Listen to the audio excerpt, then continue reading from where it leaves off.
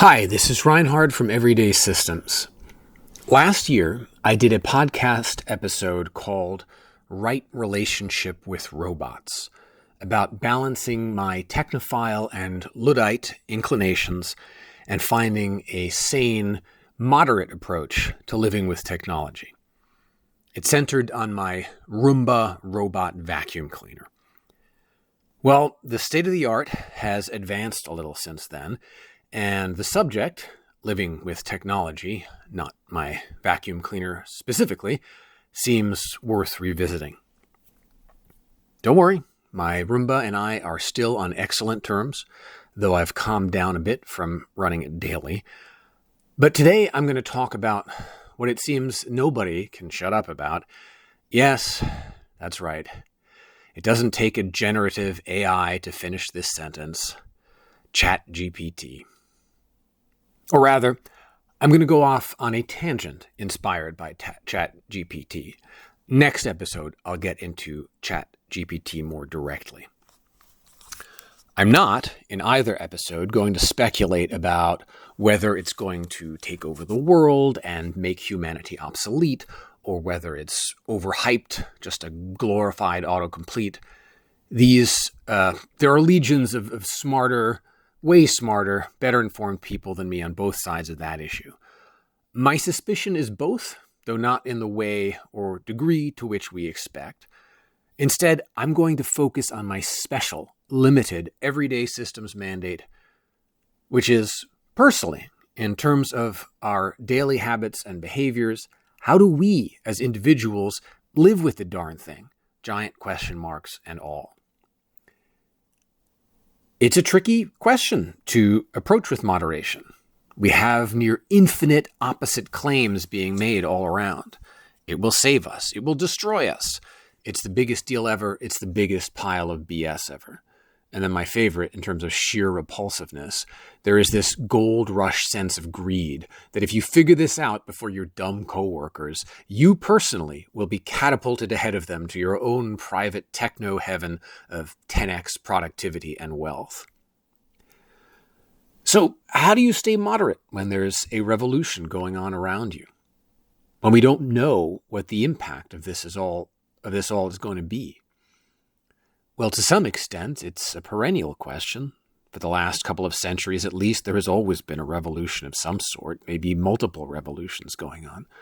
This time may be even bigger, but we don't know. And that's a part of moderation, accepting that we're operating in a state of ignorance and knowing really only this for certain, that we will make mistakes in our prognostications and that we'll have to muddle through somehow, making reasonable guesses guided by some sense of human decency as calmly as possible. There are two components to having a right relationship with technology: moderate detachment and moderate engagement, Luddite mode and partner mode. I've talked about both of these a bit already. The first as far back as Weekend Luddite, one of the oldest everyday systems, and the other with right relationship with robots fairly recently. For Luddite mode, I have one additional thought to add today.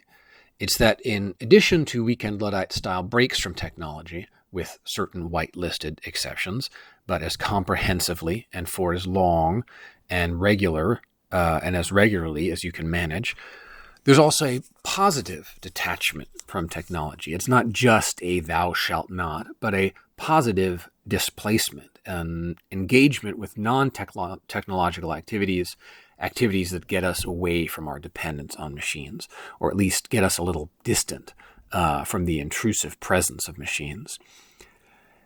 And we might even use a thing or two we've learned from our relationship with machines during these absences. I imagine that some of you may be a little tired of all my Dungeons and Dragons analogies, so today I'm going to go with sci-fi for my metaphorical inspiration. Frank Herbert's Dune. It's the title of this episode, Apps for Mentats. Don't worry if sci-fi is just as alien to you as fantasy. All shall be explained. Dune is set 20,000 years into the future. Humanity has spread throughout the galaxy. As far as I can recollect, there are no actual aliens, though humans themselves have gotten a little strange, especially some of them. One of the things I love about Frank Herbert is that he doesn't simply take some existing trend and extrapolate it out forever. Instead, he imagines the responses and counter-responses to it, and counter-responses. His interstellar order is reactionary, it's feudal. They fight with knives because defensive technology, the Holtzman shield generator, has rendered lasers and projectiles largely obsolete. Its inhabitants aren't hyper-rational atheists, but have religious orders, the Bene Gesserit Sisterhood, and a holy book, the Orange Catholic Bible, a syncretic remix of Muslim, Christian, Jewish, and other religious texts, whose chief commandment, I love this, is, "Thou shalt not make a machine in the likeness of a human mind." You see, deep in the backstory of Dune was an event called the Butlerian Jihad, when humans decided that the threat of AI was too great and had to be decisively rejected. It's a very technologically advanced society, but they've rejected machine-based computing, at least anything approaching the level of AI. They can fold space and travel throughout the galaxy, but the advanced mathematics required to pull this off aren't done by computers, but by human guild navigators, hopped up on spice from planet Arrakis. And in general, all of their computing is done by the Mentats, the human computers, who have been bred and trained and drugged to do everything computers used to do and more. Now, it isn't exactly a utopia, and the Mentats aren't exactly unproblematic, and I'm not sure how practicable any of this is, but I love this idea of human beings reclaiming some measure of their independence and dignity from the machines, kicking away this crutch that they'd leaned on for centuries or millennia. And I've decided that's a little what everyday systems are like. Apps for Mentats, psychological programs that run in your human mind, conscious and, once you've habitualized them, a bit subconscious, rather than on digital computers. With my physical index card-based to-do system, personal punch cards, that's been explicitly built in right from the beginning, that metaphor. But you also don't need streaming video or internet-connected machines for Shovel Glove. You don't need an app to track what you eat on the No-S diet. You don't need a Fitbit for Urban Ranger. They too can be apps for Mentats.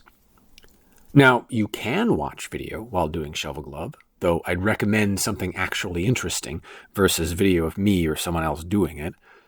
You can supplement the No-S diet with an electronic habit cal or Noom or other apps. You can wear a Fitbit while doing Urban Ranger. But you don't have to. And I'd argue that there's something purer and better without. Not that I achieve that purity always in all cases, but I like to think I'm at least aware of what trade-offs I'm making when I don't. So the apps from Mentats image is good to keep in mind, I think, both so you can register a ding of a trade-off is happening here, alert, every time you supplement an everyday or other habit system with technology, and so you try to start from a non-technological place when you're coming up with a new system from scratch. You don't have to be perfect. Sometimes the trade-offs are worth it. But there is something good about every little step back, every tiny reclamation of human dignity and independence. Not exactly a Butlerian jihad, but a Butlerian hesitation. Maybe this sounds too abstract to you. Let me give you a more concrete benefit of stepping back from technology. There are lots, but I'm going to content myself with just one for now. It's about time.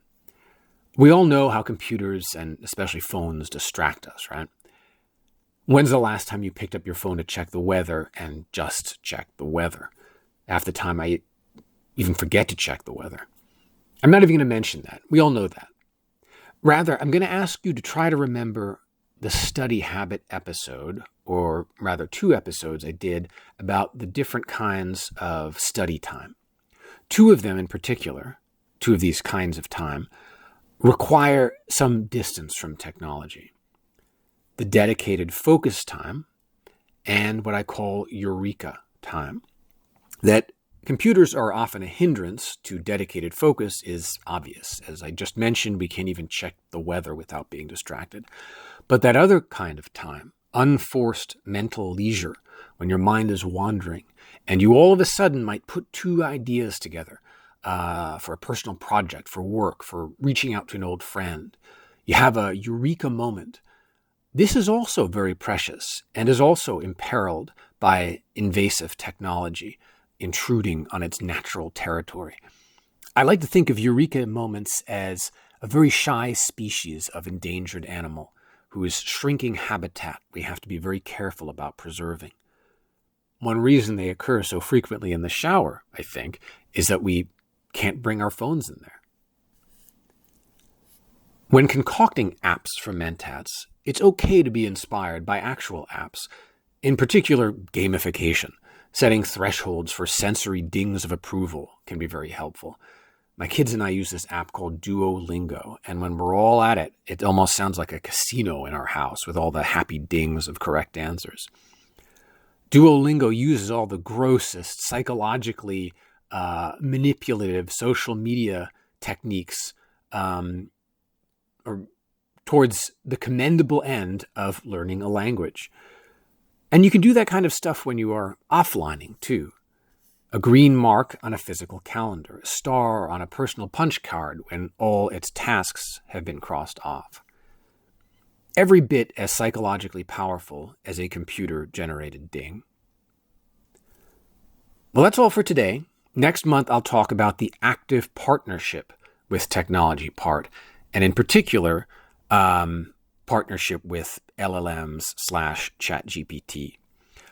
Until then, remember your orange Catholic Bible and slip in a Butlerian pause or two. Thanks for listening.